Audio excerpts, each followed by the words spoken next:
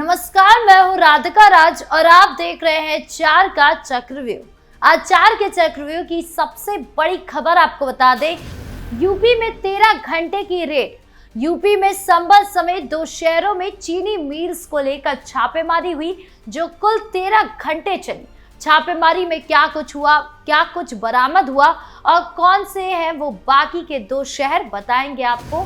फिर दूसरी खबर में बात, यूपी में एसआईआर पर मचा घमासान। एक तरफ जहां यूपी में एसआईआर प्रक्रिया शुरू हो गई है, फर्जी वोटरों को पकड़ा जा रहा है, तो वहीं दूसरी तरफ सियासत भी सिर पर है। और इसी कड़ी में अखिलेश यादव ने एसआईआर पर सवाल उठाते हुए ईसी को पत्र लिखा है।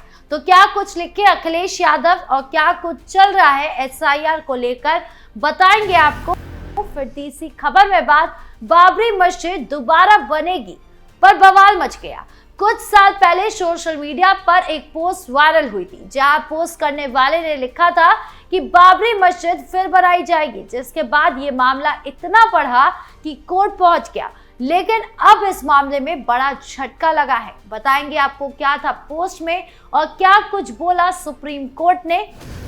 फिर चौथी खबर में बाल बचे बीजेपी पार्षद। गाजियाबाद में बीजेपी पार्षद शीतल चौधरी दादरी की कार पर फायरिंग हुई। अब फायरिंग क्यों हुई, क्या है पूरा मामला, बताएंगे आपको। तो चलिए शुरू करते हैं 4 का चक्रव्यूह। शुरुआत करते हैं 4 के चक्रव्यूह की सबसे बड़ी खबर से जो रेड से जुड़ी है। आज की सबसे बड़ी खबर उत्तर प्रदेश के संभल, बरेली और बिजनौर जिले से आ रही है, जहां आयकर विभाग ने एक बड़े धमाके के साथ गोयल ग्रुप की 4 चीनी मिलों पर धावा बोल दिया। ये छापेमारी सुबह करीब 7 बजे हुई और पूरे 13 घंटे तक चली, जिससे पूरे इलाके में हड़कंप मच गया।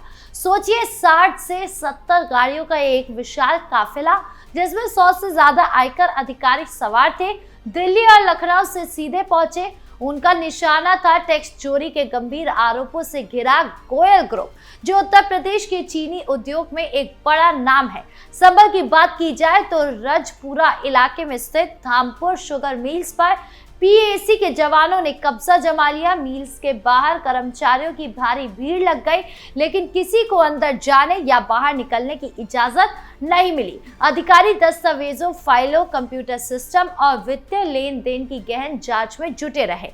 कर्मचारियों के मोबाइल फोन जब्त कर लिए गए ताकि कोई छापेमारी छिप ना सके। असमौली यूनिट के उपाध्यक्ष अभय सिंह यादव ने बताया कि 30 सदस्यीय टीम जांच कर रही है और ये एक रूटीन प्रक्रिया है। जांच में पता चला कि गोयल ग्रुप के मालिक गौरव गोयल पर टैक्स चोरी के भी आरोप लगे हैं, जो लाखों करोड़ों के हो सकते हैं। सुनिए क्या कुछ कह रही है पुलिस। सुरक्षा की दृष्टि से सर क्या क्या तैयारी की गई है? देखिए, आज जिलाधिकारी महोदया के साथ मेरे द्वारा निरीक्षण किया गया है गंजचौकी क्षेत्र में विदुरकुटी के पास जो गंगा स्नान का आयोजन होना है। संपूर्ण क्षेत्र को लगभग 8 सेक्टर्स में बांटा गया है और प्रत्येक सेक्टर में जो है एक प्रभारी नियुक्त होंगे पुलिस फोर्स के साथ। प्रत्येक सेक्टर में चौकियां स्थापित की जा रही हैं।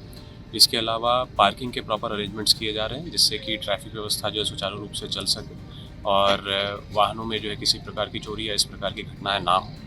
इसके अलावा घाट पर सुरक्षा के लिए जो है प्रॉपर बैरिकेडिंग, रस्सों की व्यवस्था और दोनों एंड पर जो है मोबाइल पेट्रोल लगाई जाएगी, जिससे कि घाट के अतिरिक्त जो है किसी अन्य क्षेत्र से लोग जो है गहरे पानी में ना जाएं और किसी दुर्घटना की संभावना ना रहे। इसके अलावा जो है जॉइंट कंट्रोल रूम रहेगा, जिसमें कि पुलिस फोर्स भी साथ में रहेगी और उसमें महिला पुलिस बल भी जो है पर्याप्त संख्या में रहेगा, जिससे महिलाओं के साथ किसी प्रकार की जो है कोई क्राइम ना हो और कोऑर्डिनेशन में प्रॉपरली जो है त्यौहार को संपन्न कराया जाए। कुछ एनडीआरएफ या एसडीआरएफ की व्यवस्था भी रहेगी?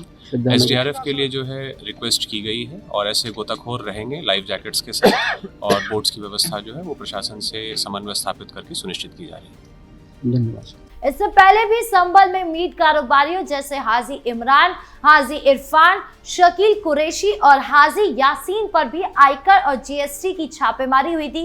अब पुलिस ये जांच कर रही है कि क्या ये सब आपस में जुड़ा हुआ है, ये तो अब जांच में ही पता चलेगा।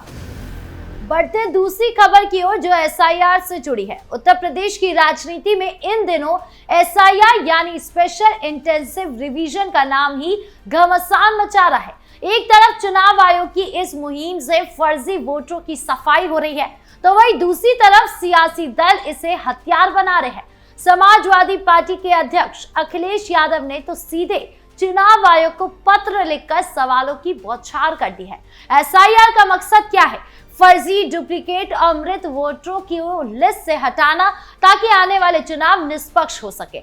लेकिन यहीं से घमासान शुरू हो गया। सपा ने आरोप लगाया कि यूपी सरकार ने सभी पदों पर जाति धर्म आधारित पोस्टिंग की है। सपा के प्रदेश अध्यक्ष श्यामलाल पाल ने मुख्य निर्वाचन अधिकारी को ज्ञापन सौंपा, जिसमें कहा गया कि बीएलओ, ईआरओ और एडीएम की नियुक्तियां भाजपा की मंशा के अनुरूप की गई है। उदाहरण के तौर पर कानपुर के सीसामऊ, अंबेडकर के कटहरी विधानसभा क्षेत्रों में उपचुनावों के दौरान बीएलओ बदले गए हैं, लेकिन सियासत के बावजूद कार्रवाई नहीं हुई। सपा का कहना है कि ये चुनाव आयोग की विश्वसनीयता पर सवाल खड़े करता है। उन्होंने मांग की है कि जाति धर्म के आधार पर तैनात अधिकारियों को हटा दिया जाए और प्रक्रिया पारदर्शी बने। हालांकि बीजेपी सरकार एक्टिव नजर आ रही है एसआईआर को लेकर। अब आगरा का ही मामला देख लीजिए। सदर बाजार क्षेत्र की कोठी नंबर 86 में 500 लोग रहते हैं, जिसमें 350 एक ही समुदाय के हैं। बीजेपी विधायक डॉक्टर जीएस धीरेन्द्र ने 65 पोलिंग बूथों की वोटर लिस्ट का विश्लेषण किया, जिसमें 6000 से संदिग्ध वोट मिले। विधायक ने बीएलओ पर लापरवाही का आरोप लगाया क्योंकि उन्होंने डोर टू डोर वेरिफिकेशन नहीं किया। धीरेन्द्र ने एफआईआर दर्ज करने, संदिग्ध वोट हटाने और जिला प्रशासन से हस्तक्षेप की मांग की। अब इस मामले में आगे क्या कुछ होता है, ये देखने वाली बात होगी। बढ़ते तीसरी खबर की ओर, जो एक पोस्ट से जुड़ी है। जब अयोध्या में राम मंदिर का शिलान्यास हो रहा था, ठीक उसी दिन गुजरात के एक लॉ स्टूडेंट फयाज मंसूरी ने फेसबुक पर लिखा कि बाबरी मस्जिद भी एक दिन फिर से बनाई जाएगी, जैसे तुर्की में सोफिया मस्जिद को दोबारा मस्जिद बनाया गया। ये पोस्ट भले ही शांत लगे, लेकिन इसके पीछे का संदेश खतरनाक था। पुराने घाव को खुरेदना, सुप्रीम कोर्ट के ऐतिहासिक फैसले को चुनौती देना और समाज में फिर से तनाव पैदा करना। लेकिन इसके बाद जो कार्रवाई हुई वो सही थी। एनएसए लगा, एफआईआर हुई और अब सुप्रीम कोर्ट ने भी याचिका खारिज कर दी है। फयाज ने तुर्की का उदाहरण दिया था, लेकिन भारत तुर्की नहीं है। यहाँ का इतिहास अलग है, कानूनी प्रक्रिया बहुत अलग है। 9 नवंबर 2019 को सुप्रीम कोर्ट ने स्पष्ट फैसला दिया कि अयोध्या में राम मंदिर बनेगा और मुस्लिम पक्ष को वैकल्पिक 5 एकड़ जमीन मिलेगी। ये फैसला दशकों की जांच, पुरातत्व साक्ष्य और दोनों पक्षों की दलीलों के बाद आया।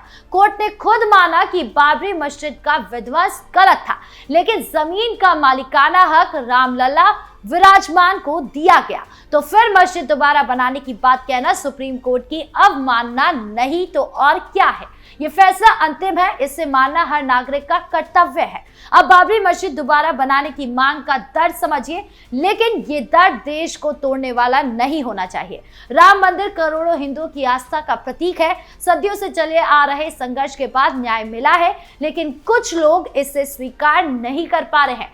फयाज की पोस्ट भले ही व्यक्तिगत लगे, लेकिन इसका टाइमिंग संदिग्ध था। ठीक शिलान्यास के दिन ये सिर्फ एक पोस्ट नहीं, बल्कि एक संकेत था कि उन ताकतों का जो फिर से धार्मिक तनाव चाहती है। सोशल मीडिया पर ऐसी पोस्ट वायरल होती है, कमेंट से नफरत फैलती है और फिर दंगे भड़कते हैं। राष्ट्रीय एकता की बात की जाए तो बाबरी मस्जिद दोबारा बनाने की मांग विभाजनकारी है। मुस्लिम समुदाय के जिम्मेदार नेता भी कहते हैं कि अब आगे बढ़ना चाहिए। मस्जिद के लिए 5 एकड़ जमीन मिली है, वहां भव्य मस्जिद बनेगी, अस्पताल बनेगा, स्कूल भी बनेंगे।